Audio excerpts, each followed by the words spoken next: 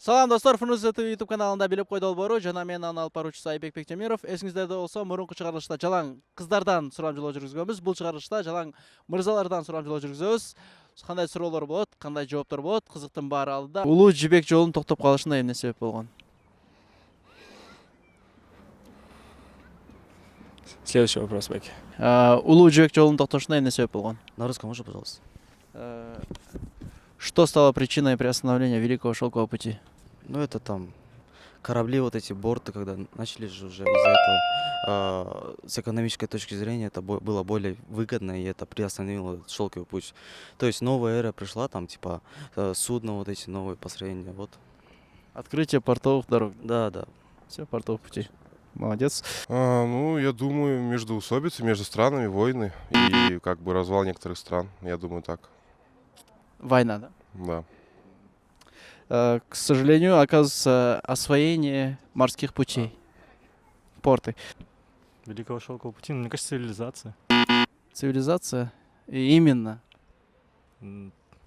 Развитие технологий, наверное, не знаю. Анткени бүткөн да болду. Ошо эмне себеп бүттү эле ал? Эми улуу жибек жолу ошо жетер жерине чейин бүткөн, салынып болду да.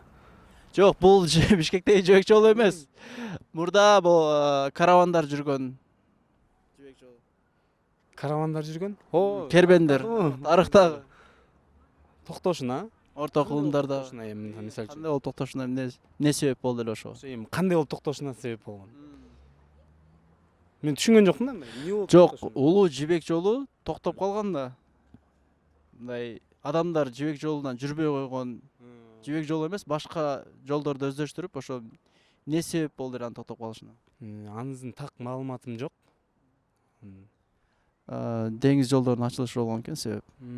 Кайыктарды куруп, кемелер менен ошолор аркылуу жүрүп, анан жибек жолу токтогон экен. Жакшы. Улуу жибек жолунун демек Россия менен билбейм, согуш болгон. Россия менен ким согушту эле? Россия менен монголдор, Монголдор, Батый Батыйлар, Батый хан барган болуш. Батый хан. Токтошуна? Билбейт конечно. Ташрабат каякта жайгашкан? Ташрабат? Где Вефа? Нет, не этот.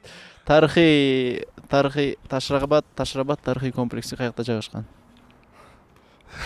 Есть такие нормальные вопросы, Беки?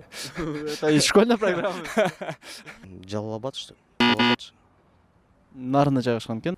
Ташрабат, ну, насколько я помню, в Нарыне. Ташрабат в Индии. Там расположен Тадж-Махал. Ташрабат. В Кыргызстане именно. В области какой, да? Да, в какой области расположен Ташрабат? Я думаю, Баткен. Баткенской. Оказывается, в Нарынской области расположена. Ташрабат да. Ташрабат область. Кыргызстандагы Ташрабат да. Менин оюмча Ош деп ойлойм. Тилекке каршы ал Нарында жайгашкан экен. Ташрабат жеби Нарында. Азаматсың. Нарын обласында. Азамат. Сүт эмүүчү канаттуу. Сүт эмүүчү канаттуу. Так. Млекопитающая птица. Млекопитающая птица? Это млекопитающая птица, да? Варианты же там есть, или только одна есть? Один вариант. Один вариант. Курица, пингвин. Страус. Курица. Тооктун сүт эме атканын көрдүңүз беле? Блин, ну вы скажите, вы не сказали про свет, блин. Дословно на русском как будет? Свет эмоткан. Млекопитающая птица. А вы сказали про молоко же. Ну вот, молоко пьет. Ну, сейчас. Молоко сосет, точнее. Сосет. Короче, сүт эмүүчү жаныбар. Пьет молоко, да, короче. Страус? Летучая мышь. Летучая мышь? Жарганат экен. У пингвина. Подумайте. Млекопитающие — это те, кто кормит молоком своих же детей. Соответственно, это... Честно, не вспомню, мне кажется. Летучая мышь, оказывается. Знали? Нет, не догадывался даже. Млекопитающая птица? Млекопитающая. Ты ответил на этот вопрос? Млекопитающая птица? Я не знаю. Летучая мышь. Теперь буду знать. Сүт эмүүчү канаттууларга. Билбейт экенмин сүт эмүүчү канаттуулардын. Эме дельфин киреби? Дельфин ал балык да. Билбейт экенмин сүт эмүүчү канаттуулар кандай. Бүт эле канаттуулар оозу менен берет го. Тамактарды. Оозу менен алып келип берет. Жок, эмизгендер да бар экен. Аны укпаптырмын мен. Жарганаттар эмизет. Темишчи канаттуулардан токуш. Токуш? Токуш. Төө куш. Эң чоң. Эле кечиресиз. Кайра попытка. Сүт алып эмүүчүлөрдөн унутуп калдым окшойт. Жарганаттар экен. Туура жарганаттар. Билбейт экенмин. Жарганат экен. Барыш жөндөмөсү кайсы суроолорго жооп берет? Барыш.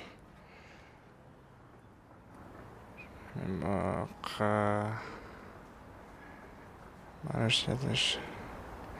Кимге эмнеге? Кимге, каяка, кайда? Кимге анан? Каяка?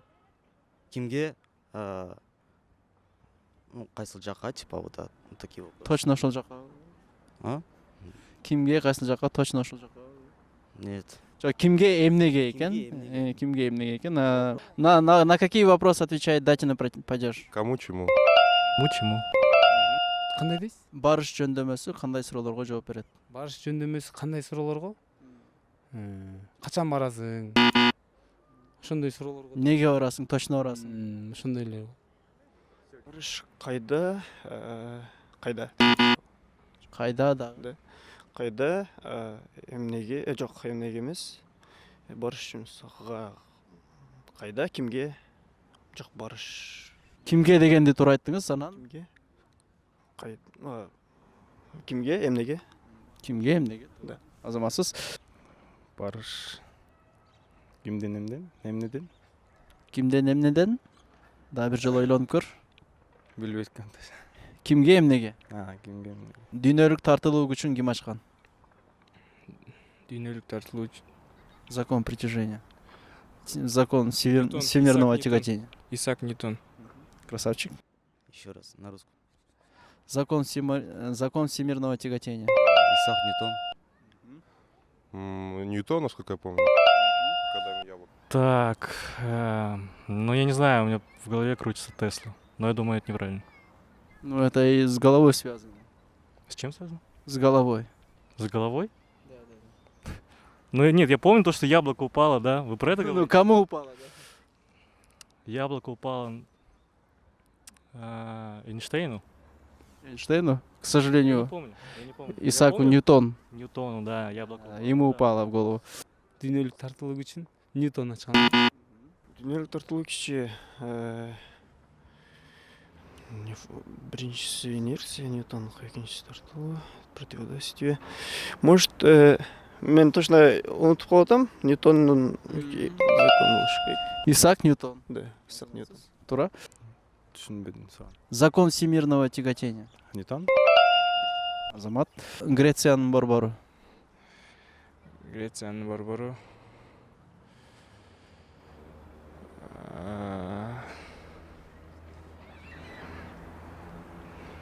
Рим.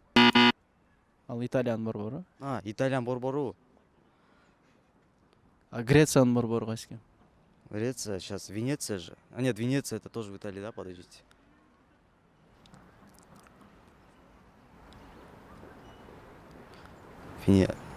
Греция.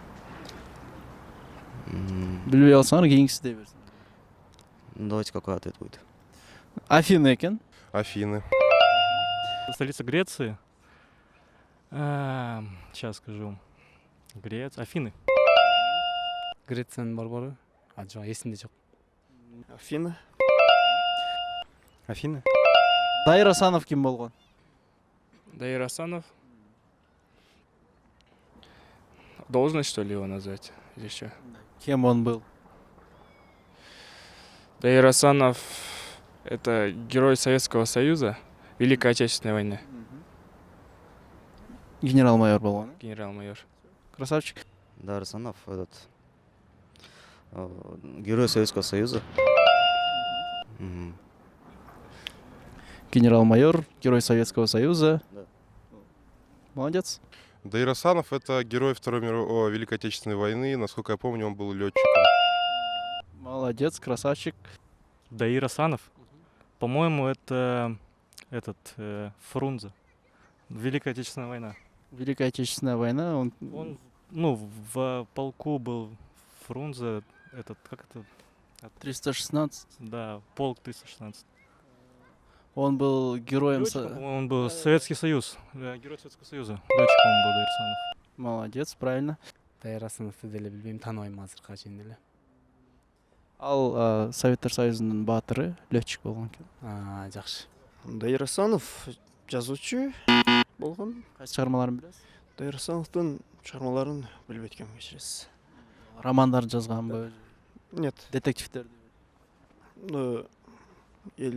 Жазуучу экенин уккандай болот. Анан кандай чыгармалар, кандай жанрда жазган, кандай эмес билбейт экенмин. Во второй половине, экинчи дүйнөлүк согушта Дзотту көкүрөгү менен тосуп, ошол менен Чолпонбай Чөлөбердиев тоскон, Дайыр Асанов. Дайыр Асанов, сууну кеч өткөн. Улуу ата мекендик согушта ал баатыр болгон. Батыр болгон. Советтер Союзунун баатыры. Ооба. Азаматсың, туура. Эржан 3 суроого туура жооп берди, ошондуктан 100 сом акчалай сыйлык. Эржан, кут болсун, азаматсың. Ийгилик. Урматтуу көрүүчүлөр, Чыңгыз бизде 4 суроого туура жооп берип, 200 сом акчалай сыйлык алат. Даниэль аттуу жигитибиз 4 суроого туура жооп берип, 200 сом акчалай сыйлык алат. Удачи вам. Успехов. Андриан, сиз 4 суроого туура жооп берип, 200 сом акчалай сыйлык аласыз. Куттуктайбыз, азаматсыз. Тилекке каршы 1 суроого туура жооп бердиңиз, 3 суроонун өйдө акчалай сыйлык берилет. Ишиңизге ийгилик. Жакшы маалыматтар. Каршы. Мейли. Урматтуу көрүүчүлөр, Байышбек да бизде 4 суроого туура жооп берип, 200 сом акчалай сыйлык алды. Всё, ийгилик ишиңе. Чоң рахмат. Мейли. Менин чоскам Айбек 3 суроого туура жооп берип, 100 сом акчалай сыйлык алат. Айбек, ишиңе ийгилик. Азаматсыз.